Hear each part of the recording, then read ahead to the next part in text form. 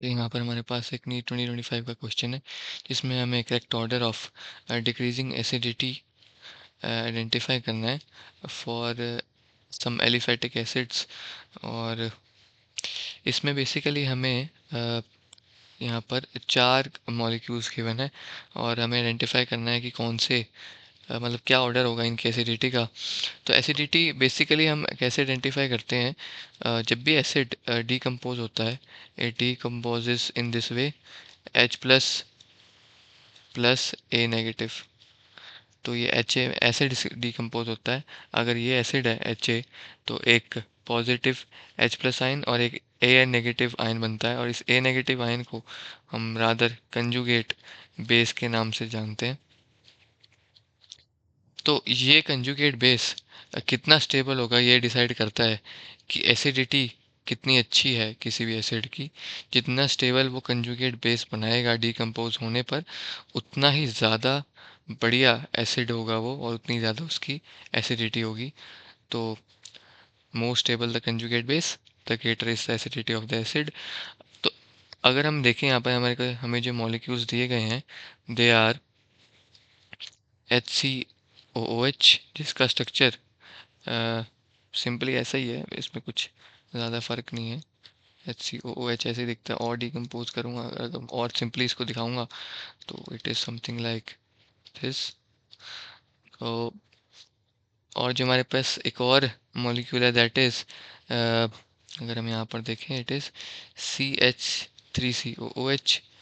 उसका स्ट्रक्चर भी काफ़ी सिंपल है, it is something like this.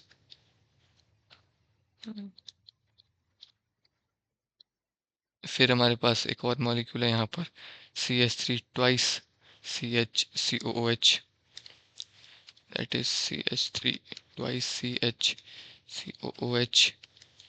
और वो दिखने में कुछ ऐसा होगा, दो मिथाइल ग्रुप एक ही कार्बन पर and an H attach to it plus यहाँ पर COOH।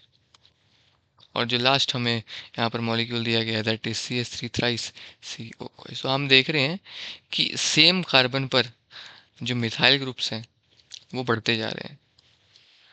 तो इससे क्या इम्पैक्ट होगा वही डिसाइड करेगा कि हमारी एसिडिटी इससे बढ़ रही है कि घट रही है।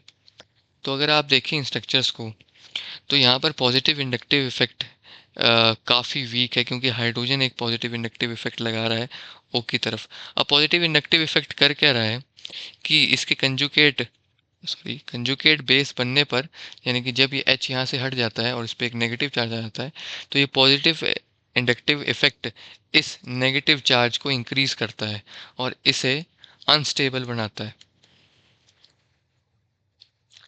अब यही इफेक्ट H की वजह से काफ़ी मिनिमल है। वहीं अगर H को हटा दें और उसे रिप्लेस कर दें एक मिथाइल से, जो कि इस मॉलिक्यूल में हुआ है, तो ये वाला इफेक्ट बढ़ जाता है। और अगर मैं यहाँ पे दो मिथाइल ग्रुप्स लगा दूँ तो ये इफेक्ट दो जगह से मिलता है हमें, और इसी वजह से ये और ज़्यादा बढ़ जाता है। इससे नेगेटिव चार्ज और कंसंट्रेट होता है और इसी वजह से ये और अनस्टेबल होता है। और अगर आप देखें इस मॉलिक्यूल में, तो तीन मिथाइल ग्रुप्स एक साथ इंडक्टिव इफेक्ट लगा रहे हैं और ये नेगेटिव चार्ज को काफ़ी कंसंट्रेशन इसकी इंक्रीज कर रहे हैं। तो दिस इज़ हाईली अनस्टेबल। ये इसे मतलब जो कंजुगेट बेस इस ये वाला एसिड बनाएगा, that would be highly unstable. तो this is the least acidic molecule. Then we have this molecule, क्योंकि इसमें एक मिथाइल ग्रुप कम हो गया तो इंडक्टिव इफेक्ट कम हो गया, कंजुगेट बेस और स्टेबल हो गया। और ऐसे ही ऊपर के ऑर्डर में हम चलते जाएंगे, जैसे जैसे मिथाइल ग्रुप कम होंगे और वो हाइड्रोजन से रिप्लेस होते जाएंगे, तो एसिडिटी बढ़ती जाएगी, क्योंकि कंजुगेट बेस जो बनने वाला है उससे वो और स्टेबल होगा। तो हमारा correct order is in the decreasing order of methyl groups attach to it. तो अगर हम यहाँ पर इन ऑप्शंस में देखें, तो decreasing order of methyl groups हमें मिल रहा है ऑप्शन नंबर थर्ड में। यहाँ पर कोई मिथाइल ग्रुप नहीं है। Then we have one methyl group, then we have two methyl groups, and then we have the greatest number of methyl groups, and hence it carries the least acidity and it carries the highest acidity, और ये option 3 हमारी correct हो जाती है यहाँ पर.